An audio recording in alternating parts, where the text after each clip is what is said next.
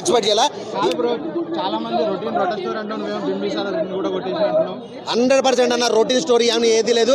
Mother sentiment అంటే నా చిన్నప్పటి నుంచి చూస్తున్నదే. అంటే మదర్ సెంటిమెంట్ని పక్కన పెట్టాలంటే రొటీన్ స్టోరీ ఎలా అవుతుంది అన్న. మదర్ మీద సెంటిమెంట్ ఎలా ఉంది ఇది ఏ కొడుకు చేస్తాడన్న క్లైమాక్స్ సీన్లో నేను చెప్తున్నా. ఈ సినిమా క్లైమాక్స్కే ఏ కొడుకు తన తల్లి కోసం ఆ పని చేశాడో చూపించమనంటే రొటీన్ స్టోరీ అన్న నా కొడుకుని చెప్తున్నా.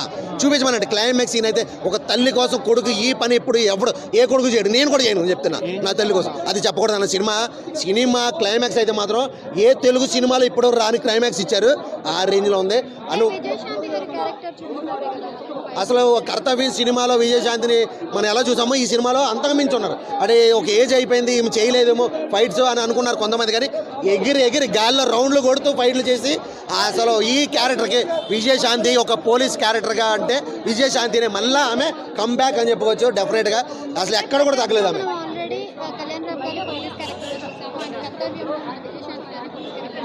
సో ఇందులో హీరో గారు పోలీస్ ఆఫీసర్ కాదు మేడం, క్రిమినల్ అయిపోతాడు అనమాట. తండ్రి కోసం క్రిమినల్ అయిపోతాడు. సో క్రిమినల్కి పోలీస్ ఆఫీసర్కి తల్లి కొడుకు స్టోరీ ఇది. అది చాలా కొత్తగా చూపించారు, చాలా బాగుంది. స్క్రీన్ ప్లే డైరెక్షన్ అయితే మాత్రం నెక్స్ట్ లెవెల్ ఉంది. నాకు బాగా నచ్చింది ఏంటంటే కొన్ని ఫైట్ సీన్స్ అంటే సెంటిమెంట్ సీన్స్, ఒక ఏరియాని సెంటిమెంట్గా తీసుకుని ఆ ఏరియా జనాలు కాపాడడం కోసం తల్లి కోసం చాలా అంటే చాలా సీన్స్ ఉన్నాయి మేడం.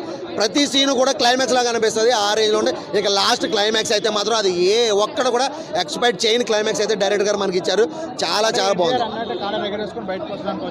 100% ఇలాంటి సినిమా కనుక ఇంకోటి వస్తే ఎన్టీఆర్ని మనం మర్చిపోతాం నేను చెప్తున్నా. ఇలాంటి సినిమా కనుక కళ్యాణ్ రామ్కి కానీ ఇలాంటి సినిమా ఇంకోటి పడితే ఎన్టీఆర్ని మర్చిపోతాం మనం. ఆ రేంజ్లో ఉంది యాక్టింగ్ కానీ సినిమా కానీ.